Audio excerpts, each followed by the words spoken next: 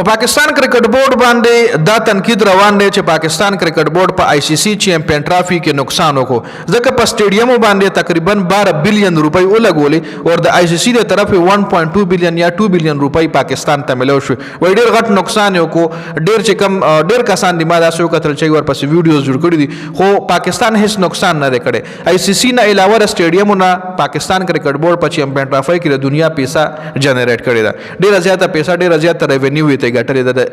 د سټیډیمونه خا د پاکستان سټیډیم چې کوم یو غډیر زړو ماډل باندې وي هغه اپګریډ کول پکارو چې چیمپئن ټرافی کې اپګریډ شي او دا صرف چیمپئن ټرافی ل اپګریډ نشوي دا سټیډیم براتلون کې سو کالو د لپاره استعمالېږي جی نو یو خو د پاکستان سټیډیم پکې رینوویټ شو ټول نغټ کار خودا شو نور ګټ او تاوان پیسې خو پرېدا ټول نغټ کار پکې پی سی بی دا کو چې خپل سټیډیم په رینوویټ کې ماډرن کې جی راولپنډي سټیډیم د قدیم زمانه پروت چې خدای خبر اخرنه کار پکې کله شو هغه رینوویټ شو کراچي سټیډیم رینوویټ شو راولپنډي سټیډیم رینوویټ شو نو مطلب سټیډیم په رینوویټ کې دینه علاوه پی سی بی په مختلف طریقو باندې د چیمپئن ټرافی نه د دنیا پیسہ ګټلې ده پاکستان کرکټ بورډ د چیمپئن ټرافی نه ډیر زیات پیسې هم په سټیډیم نه ګټلې دي جی صرف د آئی سی سی تر طرف خو له 2 بلین ملو شو منم خداغه پیسہ چې کومه پاکستان کرکټ بورډ په سټیډیم لګولې ده نو دا پاکستان کرکټ بورډ د خپل جیب نه ده لګولې دا سټیډیم ولا هم د آئی سی سی په پیسہ باندې ریونیټ